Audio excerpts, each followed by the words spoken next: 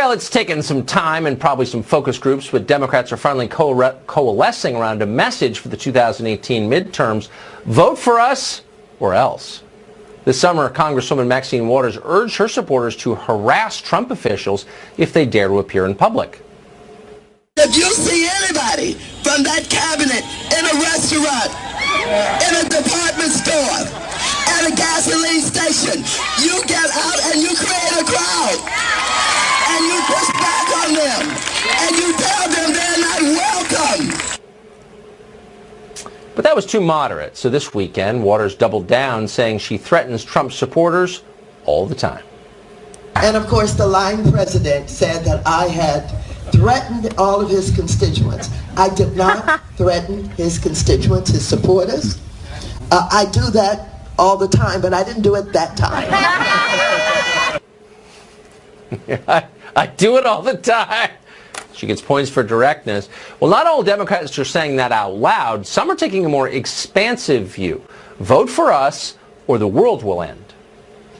Frankly, our democracy is on the ballot because this is not simply an election about right versus left. This is an election about right versus wrong. This is a genuine constitutional crisis. I'm here to deliver a simple message, and that is that you need to vote because our democracy depends on it.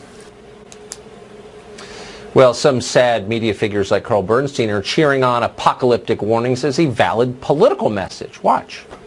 It is time for the Republicans to say the Trump presidency is a national emergency, and it is up to us, both parties, to treat the Trump presidency as a national emergency.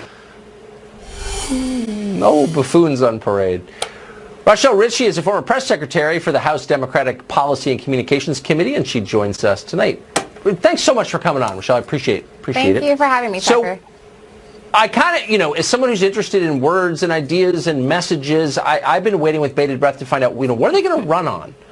What is the idea? And it's the kind of mafia standby, vote for us or else. Well, here's the thing. Is that going to work, do you think? You have senior officials right now writing op-eds in the New York Times saying that they're trying to protect our democracy. So this notion that you're hearing from Kerry or that you're hearing from Obama that our democracy is on the ballot, it's not rooted in fear. It's rooted in fact. So do you find it, just since I'm a connoisseur of irony, I'm going to ask you if you've perceived this too, that the people who say they're concerned about our, quote, democracy are also the ones saying that Trump should be removed from office without an election. Do you see any kind of contradiction there? Well, look, here's the thing. The mainstream Democrats are not really toting this impeachment message. I think that's what you're getting at. You hear Maxine Waters saying not the impeachment. No, the 25th Amendment. No, the idea. Impeachment is a process. There's a trial. The Senate can convict, which I think, it's constitutional. I think it's legitimate, personally. Well, look, but the idea that the cabinet can come together and just decide you can't be president, what do you think?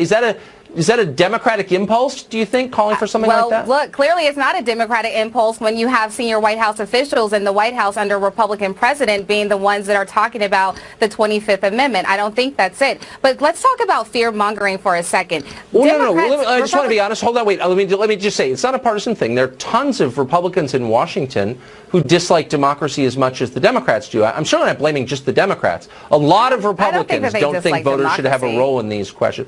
Well, then what do you think of the idea that the cabinet, a group of unelected people, could just say, I don't think you should be president, and depose the president? Are you comfortable with that? It's in the Constitution. We can't change the Constitution. It's in our Constitution. But would you say that's okay, sure it is. I guess, sort of. It's not exactly clear what it says. But do you think...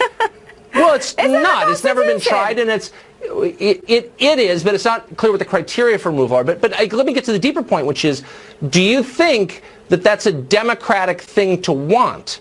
That a bunch of unelected people could just decide that someone's no longer president? That's not democracy, is it? Constitutional or not? Well, look, I think that if you have senior White House officials, I don't necessarily agree with what's being done. I think this person is not a hero that wrote this op-ed. I think that if they want to come forward, they need to do that instead of hiding behind the cape and mask of the New York Times. I do think that they need to come forward. But there is a process to use when it comes to the 25th Amendment and impeachment. So do you think that if Carl Bernstein doesn't like you, that you should be allowed to be president? I guess it kind of comes down to that. I think that if the American people vote then whoever wins the presidency, that is the person that is going to be president. But when you're there you go. Now we're back to democracy. I'm for that. Okay. Right. Good. I think most of us are, right?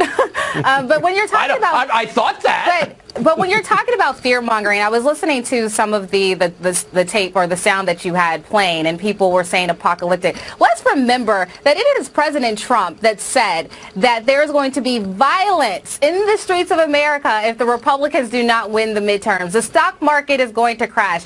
Everyone's going to be poor. So if we're really talking about fear-mongering, the biggest fear-monger is Donald Trump. Well, I think, wasn't he I mean, look, I don't think any president should ever predict the stock market, so I agree with you on that, actually.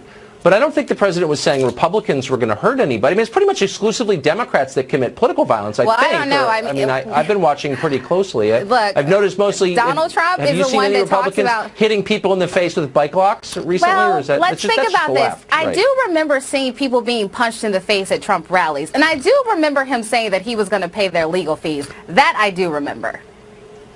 All right. Rochelle, great to see you. Thanks for coming on. Thank you for having me.